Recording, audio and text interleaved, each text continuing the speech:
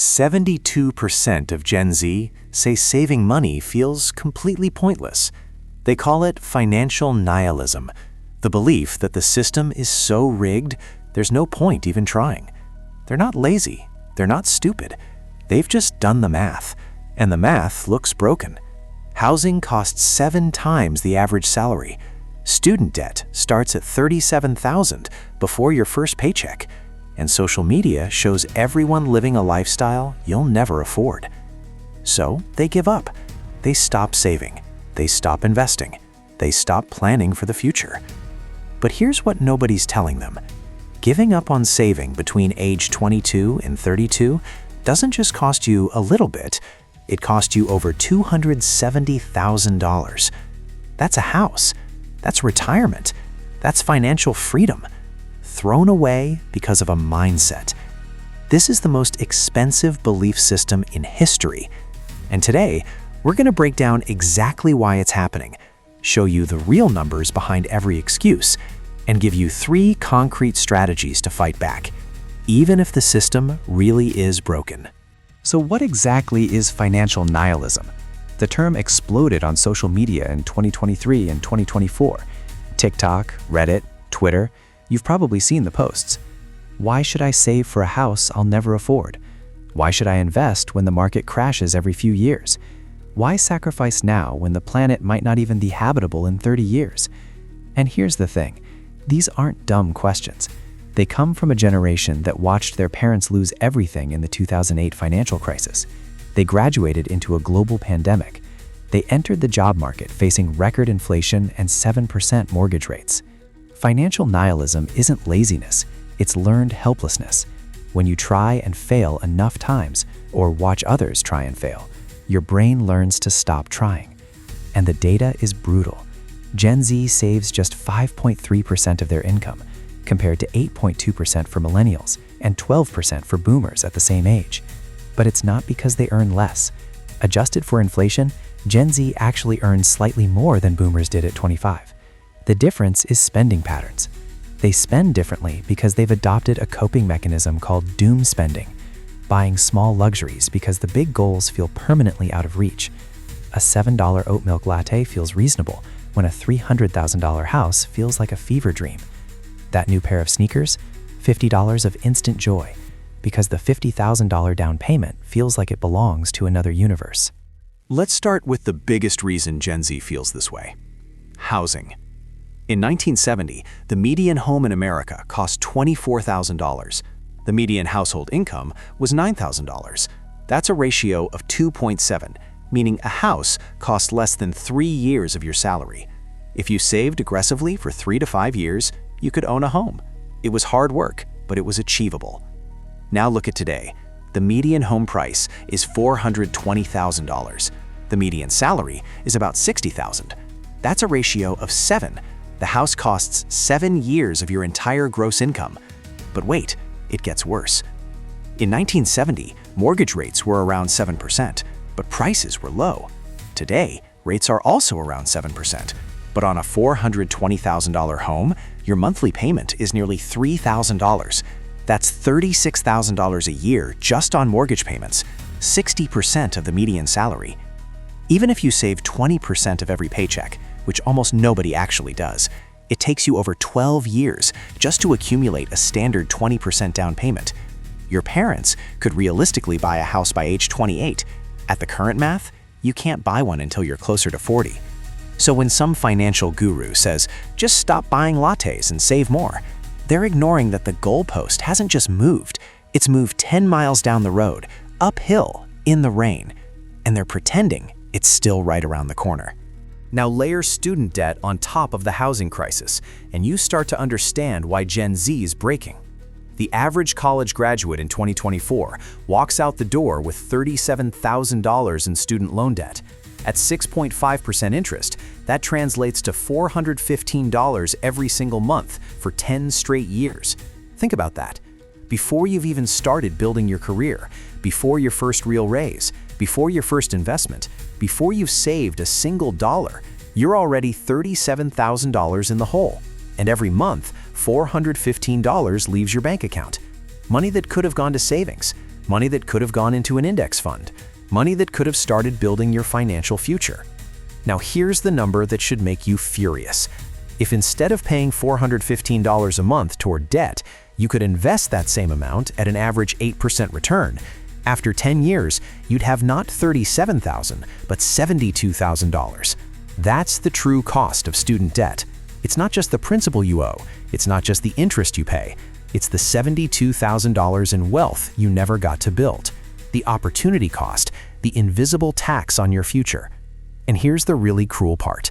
The people who told you to go to college, the ones who said a degree guarantees financial success, they went to college when tuition was $2,000 a year. You're paying $20,000 or more and getting told the same advice they got. No wonder an entire generation feels like the game is rigged, because in many ways, it genuinely is. Now let's talk about what happens when a generation decides the big goals are impossible. They don't just give up and sit at home, they cope.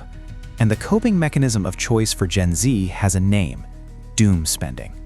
Social media is the gasoline. Every single day you open your phone and see influencers living a fantasy lifestyle. First-class flights, $200 sushi dinners, designer clothes, vacations in Bali. And your brain, whether you realize it or not, registers all of this as normal, as what life should look like. The comparison machine in your head starts running. Everyone else has this. I don't. I'm falling behind. So what do? You can't afford a house, so you buy a $7 latte. You can't save $50,000, so you spend $200 on a night out. You can't compete with the influencer lifestyle, so you buy the $40 candle, the $80 skincare, the $200 sneakers. Each purchase feels small. Each purchase feels rational. Why deny myself small pleasures when the big goals are impossible anyway? But here's what nobody tells you about doom spending. It adds up to a staggering amount. The average Gen Z spends $2,150 per month on non-essential purchases: subscriptions, food delivery, shopping, experiences. That's $25,800 a year. Let me put that in perspective. $25,800 a year invested at 8% would grow to $422,000 in 20 years. That's literally enough to buy the house you said you'd never afford. Doom spending doesn't just feel like surrender. It is surrender. It's the trap that turns the nihilism into a self-fulfilling prophecy. You believe you can't build wealth, so you spend in ways that guarantee you never will. So let's get to the number that should change your mind. The actual mathematical cost of financial nihilism. Here's what nobody's telling Gen Z. Giving up doesn't cost you nothing. It costs you everything. Let me show you exactly how. Meet Person A. Person A starts investing just $200 a month at age 22. Nothing fancy, a basic index fund. Standard 8% average annual return, which is the historical average of the S&P 500. Person A doesn't increase the amount, doesn't time the market, just $200 every month for 43 years.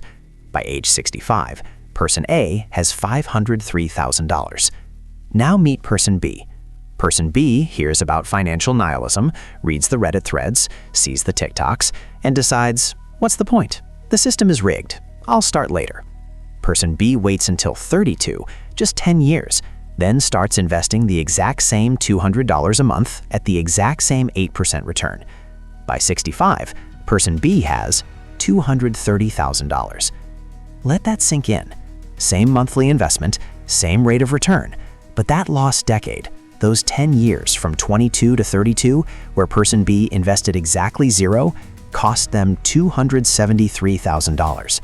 Not because they lost money in a crash, not because they made bad investments, because they lost time. And time, in the world of compound interest, is everything. Compound interest is a time machine. Your money doesn't just grow, it grows on its own growth. But the machine only works if you turn it on. Every year you wait, you lose not just that year's contributions, you lose every year of compound growth those dollars would have generated. 10 years of nihilism, 10 years of what's the point, 10 years of doom spending instead of investing. That's $273,000 gone. Not stolen, not lost, just never created because of a mindset. Okay, so the problem is real. The costs are massive. But what do you actually do about it? Telling someone to just save more is useless advice when the math feels impossible. So here are 3 concrete, actionable strategies that work, even if the system is genuinely unfair, even if housing is broken, even if you have student debt. Strategy number 1, micro-investing. Forget about saving $500 a month. That number paralyzes people. Start with $5 a day. That's 1 less coffee. That's 1 less impulse buy from Amazon. $5 a day, invested at 8% return, grows to $27,000 in 10 years. In 20 years, it's $71,000. In 30 years, $180,000. All from $5 a day. The amount genuinely does not matter when you're starting. What matters is building the habit. What matters is proving to your brain that you can invest, that your money can grow. Use apps like Acorns. Open a Roth IRA with Fidelity. Buy a simple total market index fund. The infrastructure has never been easier. Just start. Strategy number 2, the anti-budget. Traditional budgeting is dead. Nobody wants to track every coffee, every Uber, every grocery trip in a spreadsheet. And you don't have to. Here's the system. On payday, before you spend a single dollar, set up an automatic transfer of $150 to a separate savings or investment account. That's it. Whatever's left in your checking account, spend it. All of it. Guilt-free. No tracking, no spreadsheets, no shame. The $150 gets saved before you even see it. You'll adjust your spending naturally within about 3 weeks, and you'll never feel deprived because you're spending everything that's yours. Strategy number 3, build a 3-month emergency runway. This isn't about getting rich. This is about getting free. 3 months of basic living expenses, rent, food, utilities, insurance, sitting in a high-yield savings account earning 4 to 5%. For most people, that's somewhere between $5,000 and $10,000. Why does this matter? Because a 3-month runway changes your psychology. You can't get fired into poverty. You can't get trapped in a toxic job because you can't afford to quit. You can handle a car breakdown, a medical bill, an unexpected move without going into debt. That's not saving for a mansion. That's saving for dignity. That's saving for the ability to say no to things that don't serve you. And that kind of power, it's priceless. Let me be clear about something. The frustration behind financial nihilism, it's valid. The system is unfair. Housing is genuinely harder. Debt is genuinely worse. Your parents did have it easier by almost every measurable metric. Denying that would be dishonest.